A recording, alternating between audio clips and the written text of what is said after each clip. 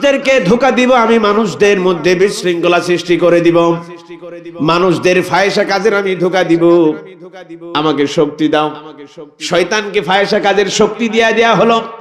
পরের আয়াত দিয়ে আল্লাহ রাব্বুল আলামিন বলেন, ও শয়তান শুনে রাখো, আমার বান্দাকে তুমি ধোঁকা দিবা, আমার বান্দাকে তুমি জাহান্নামে নিয়ে যাবা।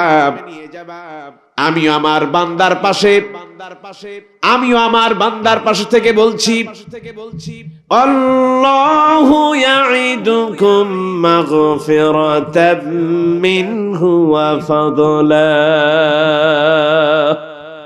আমার বান্দার জন্য আল্লাহ তাআলা নিজেই ওয়াদা করছেন আর বলছেন, বান্দারে তুমি যখন গুনাহ করেছো আর তাওবা করে তুমি যদি ফিরে আসতে পারো, আমি আল্লাহ রাব্বুল আলামিন তোমার জীবনের সমস্ত গুনাহ খাতাগুলো maaf করে দিব।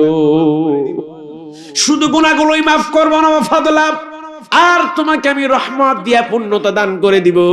শয়তান তোমারে জাহান্নামে নিয়ে যেতে চাই, আমি তোমার এমন রব, আমি তোমার এমন স্রষ্টা, তোমার জীবনের সমস্ত গুনাহ খাতাগুলো maaf করে আমি তোমারে জান্নাতের মেহমান করতে চাই। সেই আল্লাহকে যেন তুমি ভুলে যেও না। আল্লাহ তোমারে সব সময় রক্ষণাবেক্ষণ করছেন। রিজিকের প্রয়োজন হচ্ছে, আল্লাহ পাক তোমাকে রিজিক দান করছেন।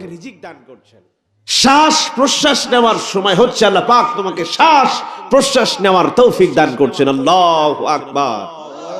সেই রাজ দরবার, সেই আরশে আজিম থেকে আমরা দূরে সরে গিয়েছি, আমাদের বিশ্বাসই হয় না আল্লাহ পাক আমাদেরকে ক্ষমা করে দিবেন।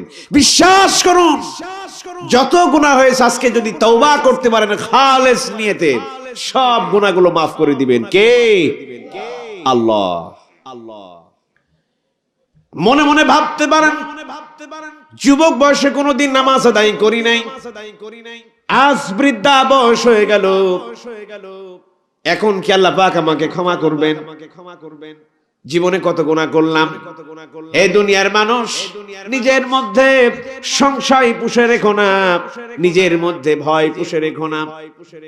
আল্লাহর দরবারে দাঁড়িয়ে যাও, মাথাটা নত করে দাও, সিজদায় পড়ে যাও, আর আল্লাহর দরবারে প্রাণ খুলে আর্তনাদ করে করে বলো, আল্লাহ জীবনে এমন কোন গুনাহ নাই যা করি নাই, আজ 70-এর কোটায় পা দিয়েছি, এক পা কবরের এক পা উপরে, এমত অবস্থায় তোমার দরবারে সিজদায় অবনত হয়ে, মহান রব আমি তোমার করুণা চাচ্ছি, আমি তোমার দরবারে ভিক্ষা চাচ্ছি, জীবনের সমস্ত গুনাহ খাতাগুলো ক্ষমা করে দাও। আল্লাহ রাব্বুল আলামিন ডাক দিয়ে বলে, বান্দারে আমি তোমার আর্তনাদগুলিকে কবুল করে নিলাম। আমার ভয়ে, আমার প্রতি তাকওয়াবান হয়ে চোখের পানিগুলো ছেড়ে ছেড়ে দিয়ে তুমি যখন বলেছো, আমি আল্লাহ রাব্বুল আলামিন তোমার কথাগুলো শুনেছি, সাইয়্যাতি হাসানাত, তোমার গুনাহগুলোকে আমি সওয়াব দিয়া পূর্ণতা দান করে দিলাম। সুবহানাল্লাহ বিহামদিহি, সুবহানাল্লাহিল আযীম। আল্লাহ পাক আমাদেরকে ক্ষমা করে দিবেন। এজন্য আমাদেরকে ফিরে আসতে হবে কার দরবারে? আল্লাহর দরবারে। কোন দরবার থেকে যদি খালি হাতে ফেরেন, আল্লাহর দরবারে মানুষেরা কখন খালি হাতে ফেরে না। ছেলে হয় না, মেয়ে হয় না, অসুখ বিসুখে কাটে না, বিপদ আপদ যায় না, কার কাছে চাইবেন? ছেলে হয় না, মেয়ে হয় না, মাজারে গিয়া ছাগল জবাই করে পীর সাহেবের কাছে ছেলে সন্তান চান, মেয়ে সন্তান চান। বিশ্বাস করুন, কোন পীর আপনাকে কিচ্ছু দিতে পারে না। সবকিছুর মালিক কে? আমার আল্লাহ। সেই আল্লাহর দরবারে ফিরে আসুন, দিলটা নরম করে আল্লাহর দিকে ধাবিত হন, দেখবেন আল্লাহ পাক আমাদেরকে প্রশান্তি দান করবেন, আমাদেরকে রহমত দান করবেন, আমাদেরকে কল্যাণ দান করবেন। এজন্য ফিরতে হবে কার দরবারে? আল্লাহর দরবারে। যদি ফিরে আসি, আল্লাহ পাক আমাদেরকে জান্নাত দান করবেন।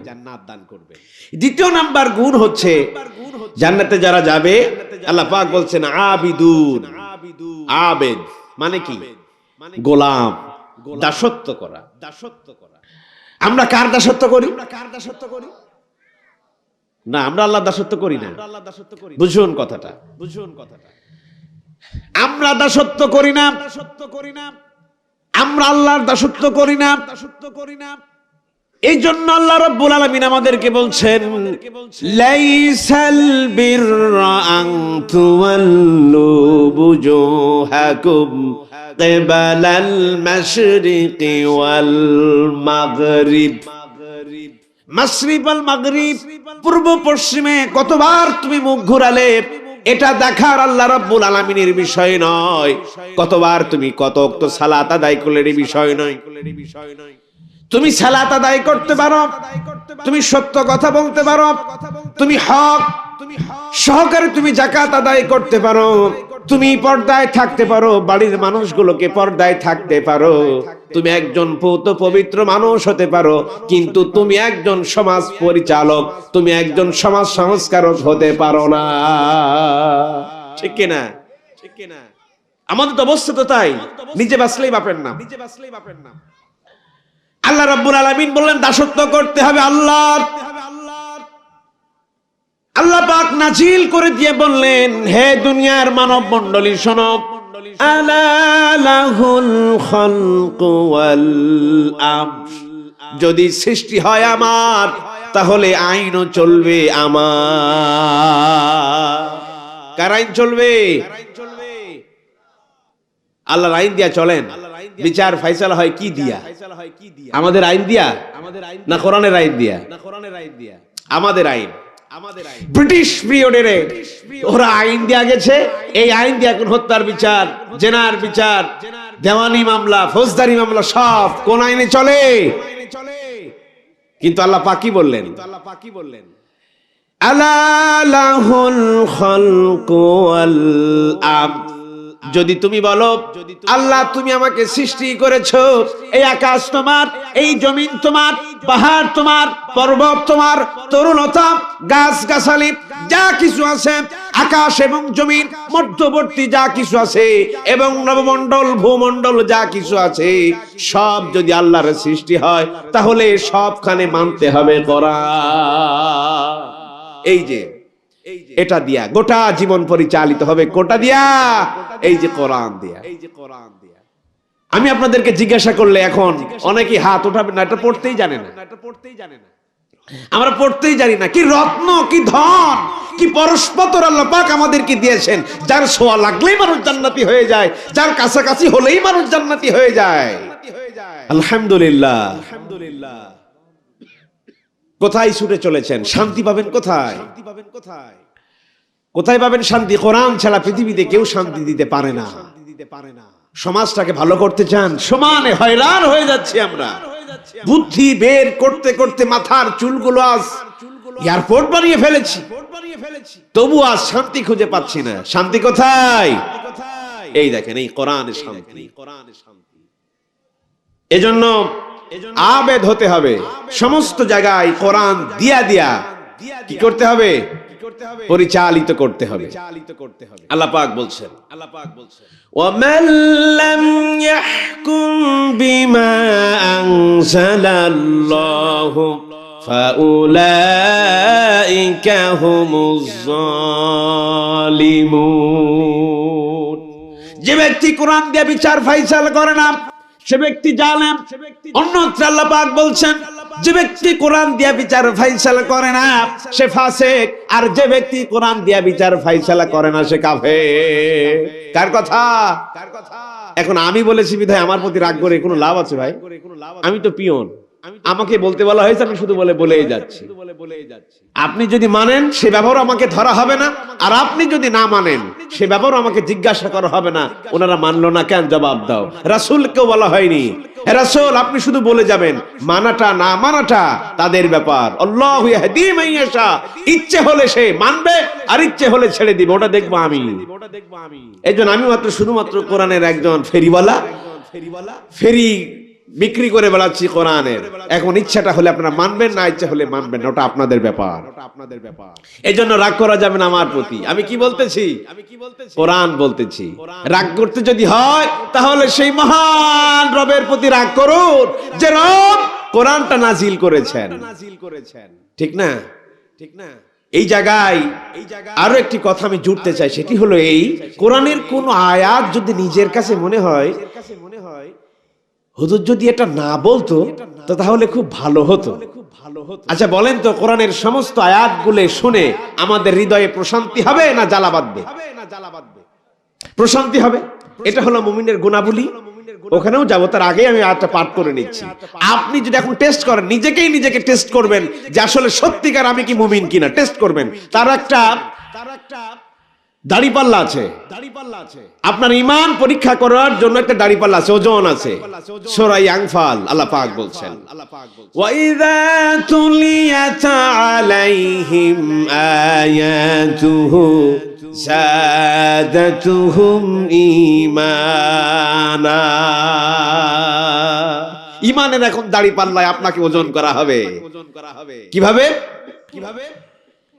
মানুষের কাছে যখন আল্লাহর আয়াত বলে বলে পাঠ করা হয়, মানুষের ঈমান তখন বৃদ্ধি পায়।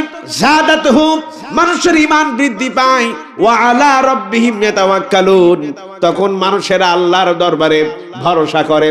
আর সে আয়াতগুলো শুনে যদি নিজের মনের কাছে কষ্ট বোধ হয়, এই আয়াতটা যদি না শুনতাম তাহলে বোধ হয় খুব ভালো হতো। এই অবস্থা যদি পরিণত হয়, এই অবস্থা যদি তৈরি হয়, তাহলে নিজেই বুঝে নিতে হবে আমি আবেদ হতে পারিনি, আমি গোলাম হতে পারিনি। আমার হৃদয়ের মধ্যে মানুষের তৈরি করা রচনা মতবাদ আমার বুকের মধ্যে প্রশস্ত। বুঝে নিতে হবে আপনার ঈমানে ঘাটতি আছে ভাই। সূরা আনফাল থেকে এখন ঈমানটা মজবুত করেন। আমি কিন্তু আপনাদের ঈমান এখন মাপবো। আমাদের কোরআন শুনতে এখানে কেউ বাধা দিবেন? কোন সমস্যা আমাদের? আল্লাহ পাক বলছেন, মালিকি ইয়াউমিদ্দিন, আমি বিচার দিবসের মালিক। মনে রাখো, এই কথাটা বলার কারণটা কি জানেন? হুঁশিয়ার সাবধান করছেন, বিচার দিবসের মালিক কিন্তু আমি। বাঁকা হয়ে চলো না, সোজা হও, এখনো সময় আছে। বিচার দিবস আসলে কিন্তু ঠিক ব্যবস্থাপনা শুরু হয়ে যাবে। কথাটা এইরকম। আল্লাহ রাব্বুল আলামিন বলে দিলেন, তুমি তোমার রান্নাঘর থেকে সংসদ ভবন পর্যন্ত, কবর পর্যন্ত যা কিছু চালাবে সব হবে কোরআন মোতাবেক।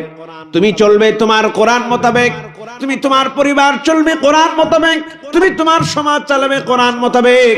অফিস আদালত, খেতে খামার, কল কারখানা, শিক্ষালয়, বিদ্যালয় যা কিছু আছে না কেন সব হবে কোরআন মোতাবেক। যদি বলো তোমার বঙ্গভবন, গণভবন, সেক্রেটারিয়েট আর পার্লামেন্ট সব হবে কোরআন জন্য।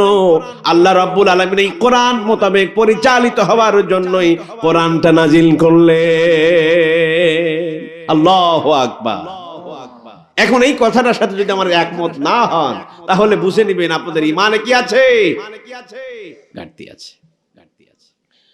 আল্লাহ পাক হুঁশিয়ার করে বললেন, হ্যাঁ দুনিয়ার মানব, দাসত্ব করো আমার। দাসত্ব শুধু বলতে নামাজ আর রোজার নাম দাসত্ব নয়, সত্য কথাটা বলা দাসত্ব নয়, শুধুমাত্র জিকির আজকার করার নাম দাসত্ব নয়। দাসত্ব আরো হলো যত জায়গায় আপনার অঙ্গ প্রত্যঙ্গ আর রান্নাঘর থেকে কবর পর্যন্ত জীবনের যত কর্মকাণ্ডগুলি সব হবে কোরআন মোতাবেক। তার নামই হচ্ছে আবেদ, তার নামই হচ্ছে দাসত্ব। দাসত্ব হবে কি দিয়া? কোরআন দিয়া। রাজি আছি আমরা ইনশাআল্লাহ? এটা যদি না হয় তাহলে বুঝবেন ওমাল্লাম ইয়াহকুম বিমা আনজালাল্লাহু ফাউলাইকা হুমুল ফাসিকুন, আপনি ফাসিক হয়ে গিয়েছেন। এজন্য সব জায়গায় হবে কোরআন দিয়া পরিচালিত। এটা নামই হচ্ছে আল্লাহ রাব্বুল আলামিন ভালো বান্দা হওয়ার তৌফিক দান করুক, আল্লাহুম্মা আমিন।